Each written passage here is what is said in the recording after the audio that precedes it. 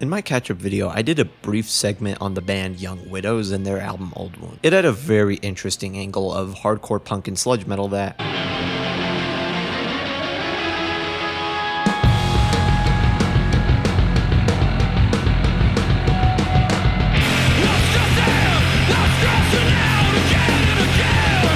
I'm still not entirely sure what to say on. I only covered 2 songs, but I really did love that album's sound.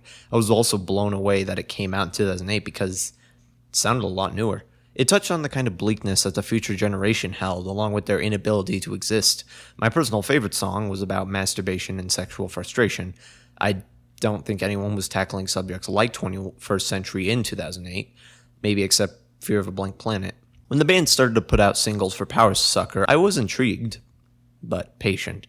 I didn't really take much to the singles. They were brutal and noisy, but I didn't really have any strong feelings on them until the album, besides maybe the songwriting and the themes in them.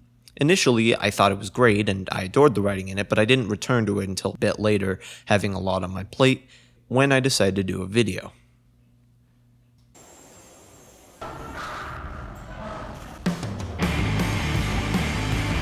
It was paired with my own despair over some recent personal events, along with the world at large just seeming like an unending pit fire.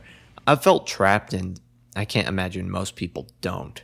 When I got back to the album for my video, my original consensus was that the album being about taking power back was partially true, but mostly wrong.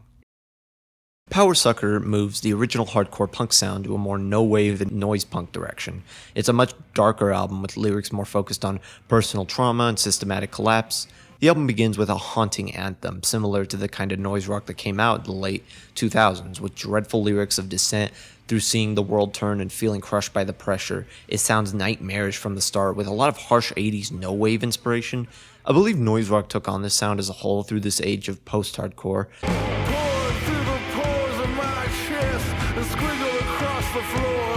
Paired with a lot of garage production and brutal noise throughout. The singer is distraught with dread and the guitars all sound slightly off tune. The opening track's message is one of despair amid a rapidly changing world and a growing nihilism persisting in those failures. That despite your attempt to hold on to the bandwagon, it just keeps moving, despite the people falling off and the growing concern over where it plows over.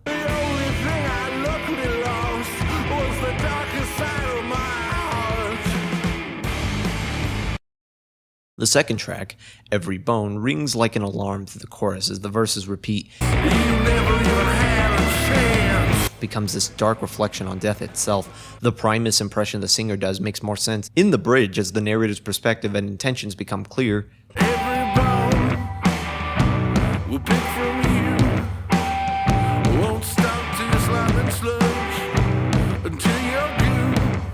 The vultures taunt and mock the people who attempt to get away as they circle about, waiting for the moment to strike, feeding off the rot, as the carcasses are plucked down to their bone with no part spared. I hear it as a metaphor for how grueling systems in a dying or regressing world tear people apart, literally. Trash car crashed into the back doors of a strip mall store. Life is ultimately one to feed the decomposers who feed off rot. Side note, vultures are actually really cool. They dance when they're children. However, we're not talking about the decomposers of the wild. We're touching on businesses who siphon off suffering, hence business is existence.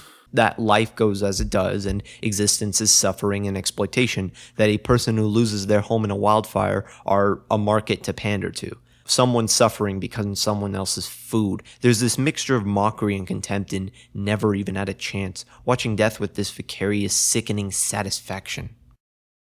That follows into one of the singles, Call Bullshit. The single gladly hums on about power over the people who lie and gaslight through every moment of expression, because, in a sense, calling bullshit and constantly hounding them makes their lives hell through their attempt to preach and silence the crowd, and it becomes a source of power through it.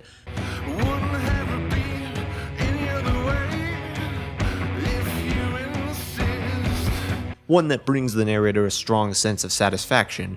It really becomes a tale of nemesis between the marginalized and the powerful, where the powerless become powerful, paradoxically, in their lack of power. By keeping their power invisible, the powerful remain unelite.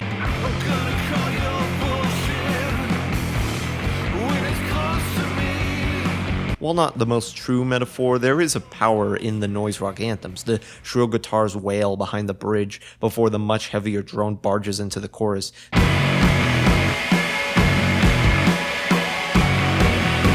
The echoed vocals of the track as the song's restrained rage repeats.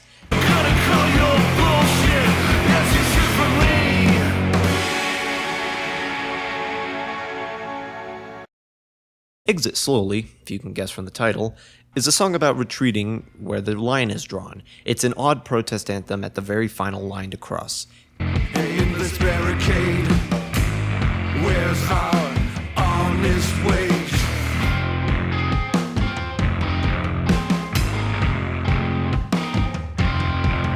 As the Enterprise comes tumbling over like a tidal wave, even as the Resistance slowly inches forward, Exit Slowly becomes a note over the betrayal as the power over the many begins to weigh down in response.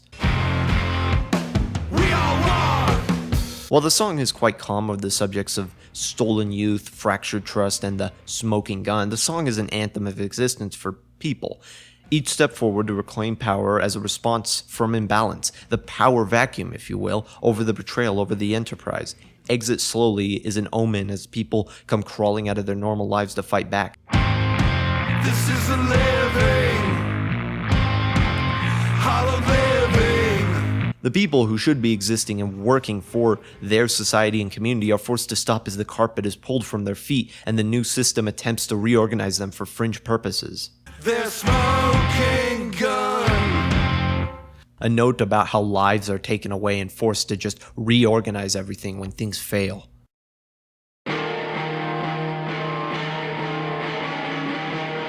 The title track begins with off-tune guitar wails before a steady drum brings in the song. Distant harmonies sing like ghosts behind this persistent track. The narrator notes the struggle in trying to fight back against people just waste your fucking time. To waste my power on your misery. The track rises in energy with industrial bangs as the narrator starts to come into their own, realizing the power they have shouldn't be wasted in inflicting violence from a police state, that the system has taken that step too far, and if they want to play unfair, then so will the narrator. The bridge brings in noise rock sirens and industrial drool before the second part.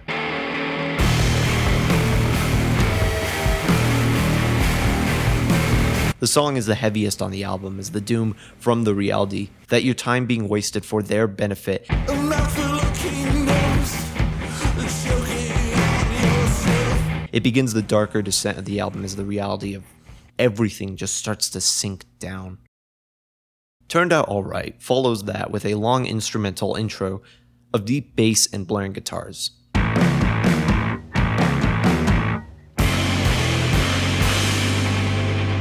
The vocals are distorted and shaky, buried in the production. You got X-ray eyes. I think the song is a reflection on the shame of outsider groups like punk bands, especially one of this nature, and the singer yelling about how they're doing fine in that. The chorus hums, "Turned out alright for a punk rock kid." Maybe trying to find some level of positivity in this barrage of dread and doom, reflecting that despite the societal warnings of drugs, sins, and Satan, the narrator reflects that they turned out fine, and still the calls to come back and be normal still cry out. The album does have a lot of doom in it too, particularly from this point on. There is a very real sense of divide here though, one of insecurity and trying to justify that you weren't just wasting your time, singing away on a stage while the world fell apart, that being on the offensive is a waste of time because you're still you. You're still just some rebel and you don't really know how to handle the endless power of an empire. That you went into an unpopular, undesired place of punk rock filled with drugs, disdain, and rebellion, and it did nothing, right? You turned out fine, and it didn't matter ultimately, but what was the point of all the pain?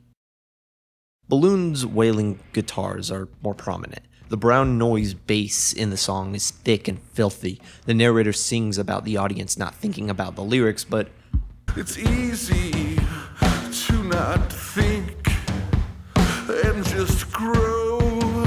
Also about the world at large, growing like balloons and just taking in everything constantly, becoming overwhelmed by the onslaught of information, connection, digital info, social interaction, and the reality that people who retreat to the underground they're not all there. They're rejects and outsiders, even if they aren't perfect, being entirely inflated by posturing and pandering. Everyone that's in this room is blue, or shades of blue. And even with the spirit, they're still suffering in some way, or in a lot of ways. The song is dour, but that noisy sickness feels like the prelude to a panic attack. Your heart is blue.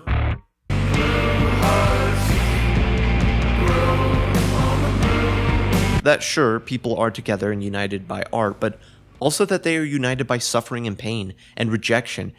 There is this true sadness in unity, that being together doesn't really fix everything.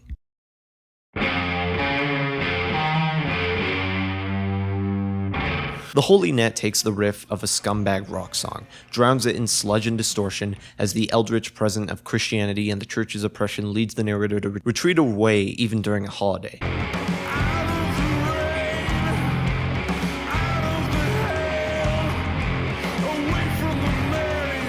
The deadpan chorus reflects on the lack of faith and presence of him, asking, why would you celebrate a God in a world that you can see and feel the rejection and retreat of God? Yesterday, I saw the news on accident. God has gone away. You can tell the lack of faith in the narrator breaks them. The song's grunge and meandering pace leaves them paralyzed as the holiday just feels like a normal day. What is normal about the good in the hand of a God? That the normal preached about feels openly wrong and frankly disgusting. The holy imagery feels like a large net which just keeps people stuck and trapped at every corner, just as it does every day on a normal day. Just as it does every day on a normal day. It's not just a song of apostasy, but one that questions faith itself, long since past the pain of fragmenting from the church, trapped in a crisis of really wanting faith from other people, to prove to them that God's light isn't just a mirage to keep people in line, rather a piece of faith to aid in people and keep them connected, to give them a reason to exist and not to end it. The song is harsh, the vocals bleed in the instrumentals, it feels trapped and closed in against the sense of being pushed in, squeezed tighter and tighter, expected to pop out as a reformee to induct more to the maw of the never-ending demands. Total fucking clarity returns the guitars amid hard punk crashes and noise rock heinousness. I'm not coming in today. Their own life feels dragged out and long since collapsing. They begin to accept their life's pressure and hells have all coagulated into one giant problem pile to keep them stuck. In that lucidity, they announce, I'm not coming in today. They reject work and begin to retreat to a slob and just exist outside of that, as a cut from the string which tethered them to the world, missing from everything, taunting to the world as they don't even say where they will go. Ended with a single statement to those who want to know. You know where you can find me.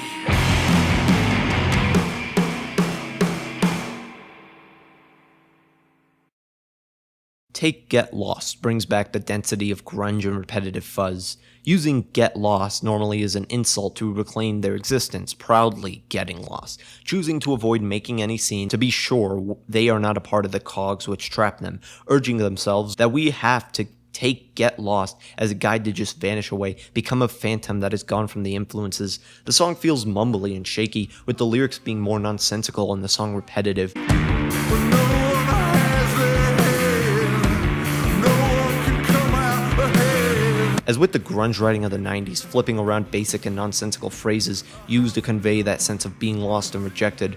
Rather than get gunked up in a broken system, simply waste its time and fade out. If all that's given to you all the time is a prudish insult to just fuck off, then you might as well.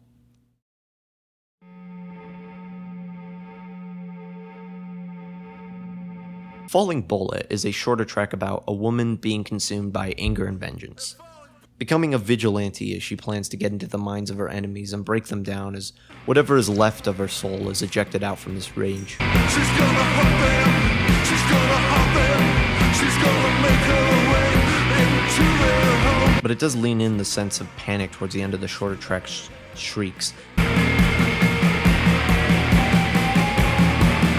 was locked down of her body. Perhaps as the constant violence and stress of the world gets to her, it transitions quite well into A Life in Tow as the shrills return as the main motif of the track. The narrator professes their broken chain. I stand here with this broken chain. Standing and begging to have that passion return, that even if it doesn't last, they just want that spark to come back. All it needs is a burning flame.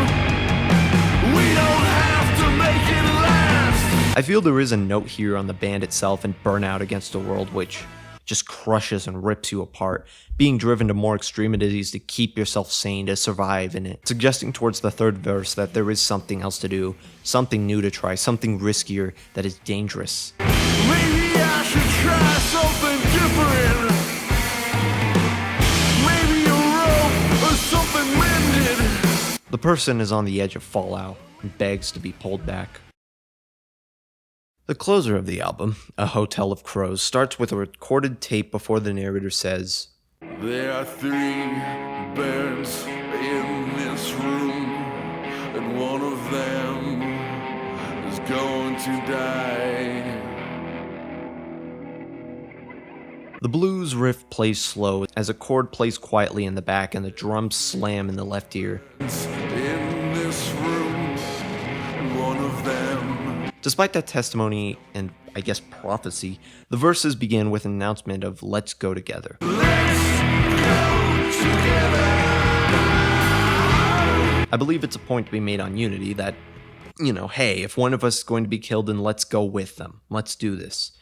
The second verse has 2 birds as another bird is targeted and said to go to hell before the chorus repeats. Let's go together. I do like the slurred expression of the chorus here. The song gets heavier to the third verse as the perspective changes to a single bird, alone and waiting to burn next, knowing their fate to come. There's one innocent bird on the screen. The whole world is watching it die. The song explodes as they sing to themselves before death. It doesn't imply victory or unity. They're warned one by one they will be killed, and despite the pleas of the others, they go out alone before the final is dead. The ending is abrupt, cold, and desolate, despite what they tell each other. I do think it's a fitting closer, given that note on Vultures earlier.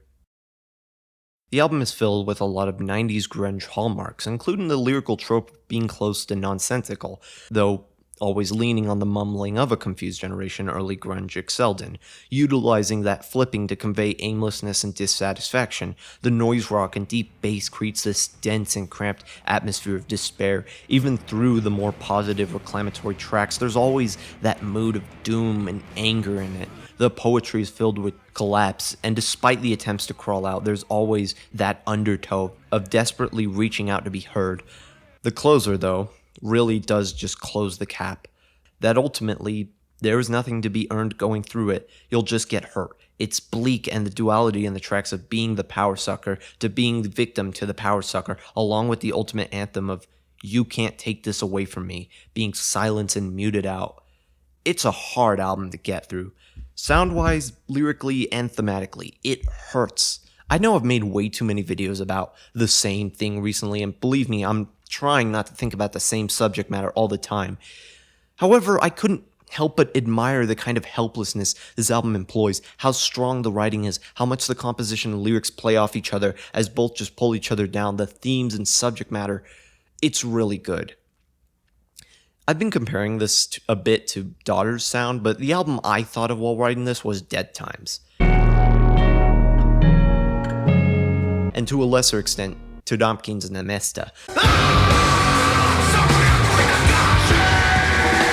Because that sense of recline from a cruel world is just so powerful in the project. There's this overwhelming noise throughout the album that just pins you down and chokes you. Worse than that, it feels like a response. I went into this video to focus on the ability to take power, but in hindsight, I don't think this album is entirely about that. There was a real edge to this project that makes it difficult to get through because there isn't a silver lining to finding yourself in hell.